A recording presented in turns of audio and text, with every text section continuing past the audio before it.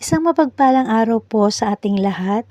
Ito po ang Ilaw ng Buhay channel na aking ginawa upang makapagbahagi ng mga salita ng Diyos at kahit sa ganitong kaparaanan aking mabigyang kapurihan ng ating Amang Banal.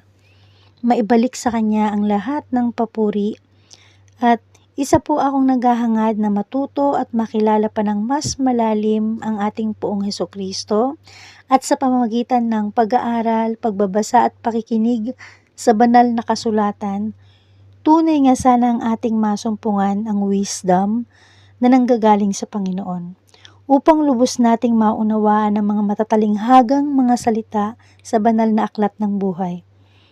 Ang Ilaw ng Buhay channel ay sumisimbolo ng tunay na pagkilala natin sa ating Panginoong Hesukristo. Ang ilaw ng buhay ay siya ang ating Poong Hesukristo at mababasa po ito sa sulat ni Juan chapter 8 verse 12 at ang pagkakasabi ganito. Muling nagsalita si Jesus sa mga tao, sinabi niya, "Ako ang ilaw ng sanlibutan.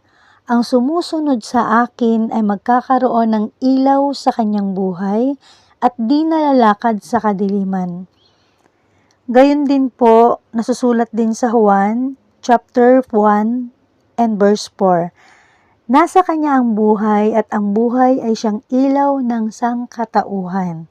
Maliwanag po na ang ilaw ng ating buhay ay siya ang ating Panginoong Hesukristo. Malinaw po ang pagkakasabi ng mga verse na to na ang ilaw ng ating buhay ay siya, walang iba, ang ating Poong Hesukristo.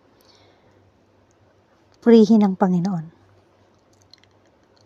Nawa po ay ating bigyang pansin ang channel na ito sapagkat ang mga audio video na akin pong gagawin ay patungkol sa banal na aklat ng buhay.